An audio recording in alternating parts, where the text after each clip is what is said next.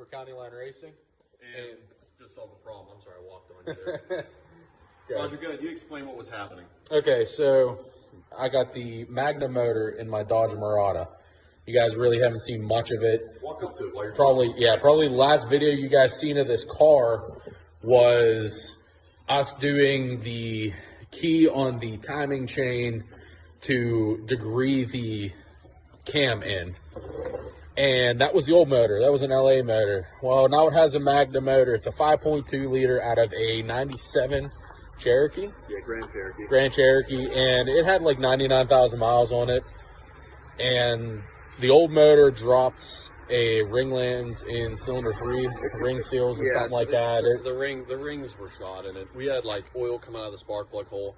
It was that dipstick tube. It was just spraying out dipstick tube. Yeah, the compression, the rings were so bad that the compression was bleeding into the crankcase and pushing it. Like guys with boosted cars, that happens sometimes whenever they have issues with sealing. Like it'll increase crankcase pressure and just eject the dipstick. It happened on one of my Daytonas, like a long time ago. But either way, yeah. So Roger blew his motor up, being Roger, and basically, I had that 318 out of that Cherokee sitting there at I just parted it out, and I was like, here you go. So he threw it in, and he drove that thing all the way to Columbus.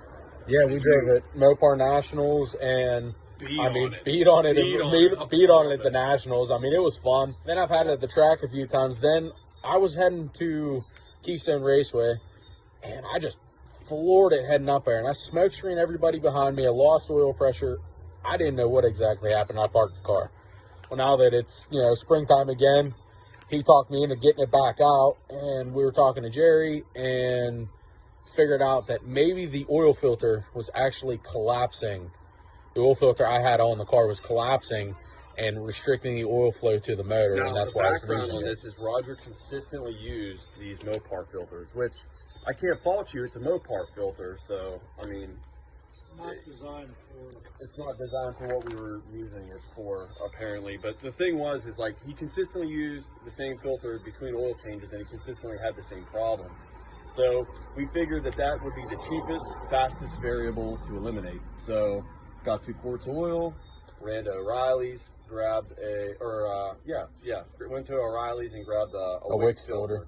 So Jerry, the mad scientist, had a oil filter cutter, so we pulled his Mopar filter apart, and if you zoom in there, anybody that has an air filter that's ever changed it, whenever your fins spread like that, that's obviously like suction. Well, these are actually spread so much they're ripped.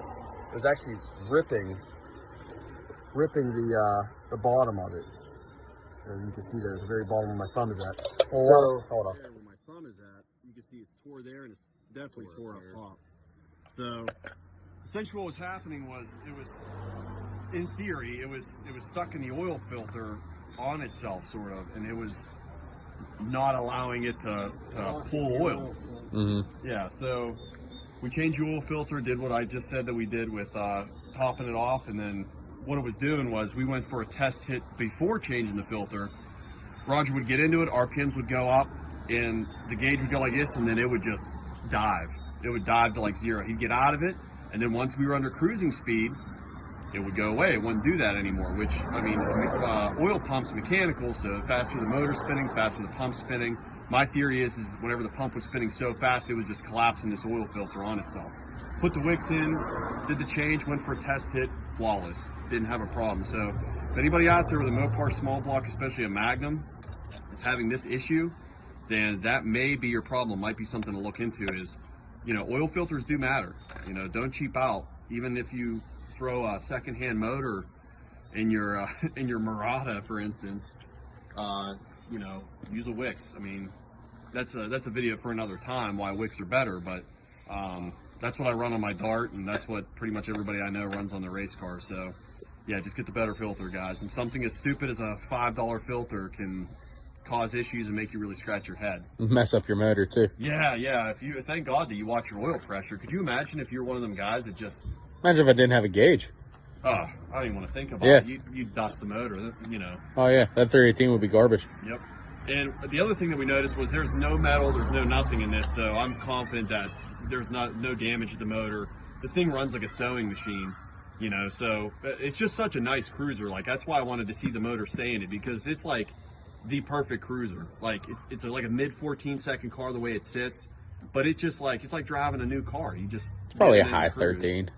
Because we didn't get it to run right. We have a bad. It's a mid 14-second car with a bad stumble off the line. So you do the math on that. I'm confident that it'll run 13s the way it is with 391s. But you know, that's what we did today. So you know, we'll just come back with more stuff like this, I guess. Anything just tech tips and anything to finish up.